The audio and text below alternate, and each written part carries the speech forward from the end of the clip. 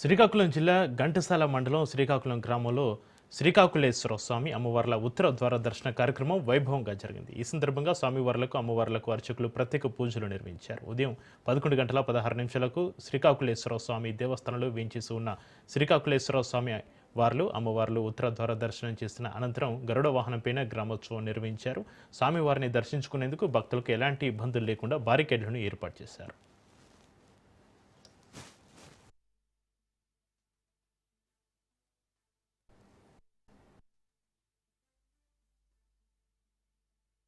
కృష్ణా జిల్లా ఘంటసాల మండలం శ్రీకాకుళంలో వేంచేసి ఉన్న ఆంధ్ర మహావిష్ణువు శ్రీకాకుళేశ్వర స్వామి వారి ముక్కోటి ఉత్సవం ఈరోజు జరుగుతున్నది. సహస్రనామార్చనతో ప్రారంభమైనటువంటి పూజ ఆస్థాన పూజ కార్యక్రమం నిర్వహించడం జరిగింది.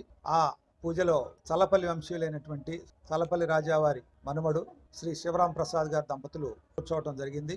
అనంతరం ఉత్తర ద్వాదర్శనం ద్వారా స్వామివారిని బయటకు తీసుకెళ్లి గ్రామోత్సవానికి పంపించడం జరిగింది. స్వామివారు గ్రామోత్సవంలో ఉన్నారు. ఇంకో పక్క భక్తులు ఉదయం నుంచే అధిక సంఖ్యలో క్యూ లైన్లో వెళ్లి స్వామివారిని దర్శించుకుని తీర్థప్రసాదాలు తీసుకుని వెళ్తున్నారు.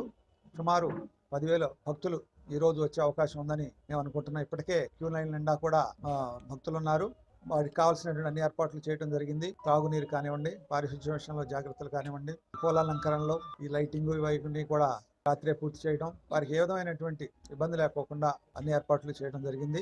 ఘంటసాల మండలం శ్రీకాకుళం గ్రామం. శ్రీ అంటే లక్ష్మీప్రదం, కై అంటే బ్రహ్మ, ఆకులం అంటే వ్యాప్తి చెందటం. బ్రహ్మ కోరుకున్నాడు, భూమి మీద నీ నిజ రూపాన్ని చూడాలని నాకు సంకల్పం ఉందయ్యా, నా కోరిక నెరవేర్చు అంటే కలియుగ ప్రారంభంలో స్వామి కృష్ణా నదీ గర్భంలో స్వయంభూగా దశావతారాలతో శంకు చక్రాల వ్యత్యాసంగా శ్రీదేవి భూదేవి సహితంగా మెడలో 108 సాలగ్రామాలతో స్వయంభూగా వెలిశారు. మనకు మొట్టమొదటి తొలిరాజులు శాతవాహనులు పరిపాలించినప్పుడు ఆంధ్రులకు మొట్టమొదటి తొలిరాజధాని ఈ శ్రీకాకుళం. వాళ్ళు ఏం చేశారంటే శ్రీకాకుళ ఆంధ్ర మహావిష్ణువు అని నామకరణం చేసింది శాతవాహనులు.